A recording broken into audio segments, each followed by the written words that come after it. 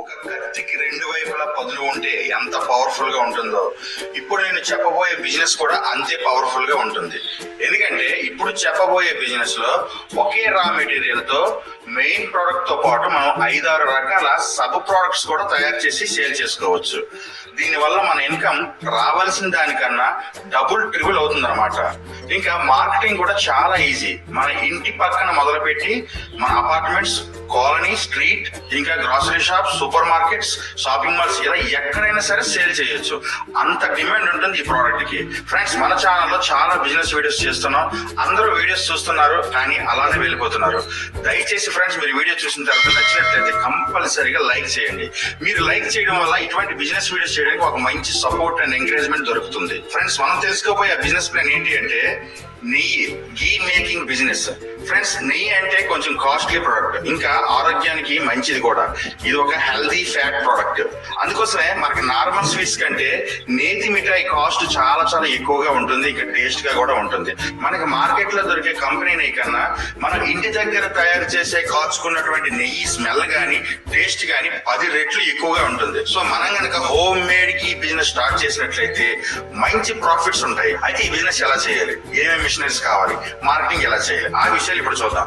Friends, ఈ business చేయాలంటే మనకు ఒక చిన్న క్రీమ్ సెపరేటర్ మిషన్ ఉంటే సరిపోతుంది స్టార్టింగ్ స్టేజ్ లో. ఇది మనకి హ్యాండ్ ఆపరేటెడ్ వస్తుంది, ఒక 7,000 రూపాయలనే దొరుకుతుంది. లేదంటే మోటార్ ఫిట్ చేసినటువంటి ఆటోమేటిక్ క్రీమ్ సెపరేటర్ మిషన్స్ కూడా అవైలబుల్ గా ఉన్నాయి. అది కూడా బేసిక్ మోడల్ 12,000 రూపాయలకే దొరుకుతుంది.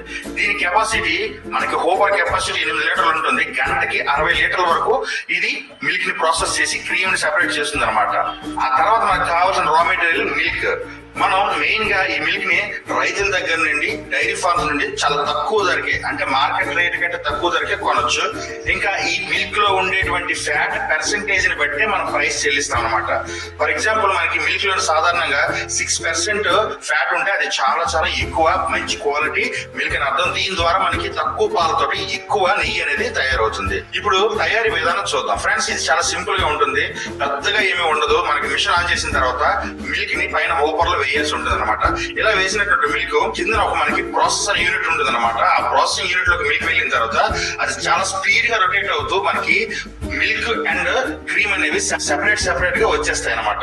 సో మనం మిల్క్ ఒక దాంట్లోని, క్రీమ్ ఒక దాంట్లోని కంటైనర్ లోని వేసుకోవాల్సి ఉంటుంది. సో ఈ విధంగా వచ్చిన మిల్క్ ని మనం మళ్ళీ మార్కెట్ లో రీసేల్ చేయొచ్చు, లేదంటే వాటితోటి కర్డ్ తయారు చేయొచ్చు, బటర్ మిల్క్ తయారు చేయొచ్చు, బాదం మిల్క్ తయారు చేయొచ్చు, రోజ్ మిల్క్ తయారు చేయొచ్చు, లేదంటే టీ షాపుల వరకు కూడా సేల్ చేయొచ్చు. సో ఈ విధంగా మనకి మనం మిల్క్ ని ఒక 50 రూపాయలకి ఒక లీటర్ కొన్నట్లయితే తిరిగి 40 రూపాయలు లేదా 35 రూపాయల వరకు మనకి తిరిగి రీసేల్ చేయొచ్చు. దీనివల్ల మనకి ప్రాఫిట్స్ అనేవి చాలా ఎక్కువగా ఉంటాయి. లేదు ప్రోడక్ట్ తయారు చేసి సేల్ చేసాం అనుకోండి, కర్డ్ గానీ బాదం మిల్క్ గానీ, ఇంకా ప్రాఫిట్ అనేది డబుల్ ట్రిపుల్ అయిపోతుంది అనమాట. సో మన కెపాసిటీ, అంటే మన వర్క్ కెపాసిటీ, లేబర్ కెపాసిటీ ఉన్నదాన్ని బట్టి మనం ప్లాన్ చేసుకోవాల్సి ఉంటుంది.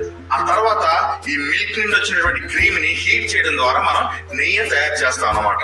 ఇప్పుడు మనకి జనరల్ గా 1 కేజీ నెయ్యి తయారు చేయాలంటే మినిమం 16 లీటర్ల మిల్క్ నుండి మాక్సిమం 35 లీటర్స్ మిల్క్ వరకు అవసరం అవుతుంది. అది కూడా ఆ మిల్క్ లో ఉండే ఫ్యాట్ పర్సెంటేజ్ బట్టి బేస్ అయ్యి ఉంటుంది అనమాట. సాధారణంగా మన మిల్క్ లో 6% ఫ్యాట్ ఉంటే అది హై క్వాలిటీ మిల్క్, అందులో ఎక్కువ శాతం క్రీమ్ వస్తుంది. దాంతో పాటు సైమల్టేనియస్ మనకి నెయ్యి కూడా ఎక్కువగానే వస్తుంది. మనం యావరేజ్ గా 20 లీటర్లకి 1 కేజీ నెయ్యి తయారవుతుంది అనుకుందాం అప్రాక్సిమేట్ గా.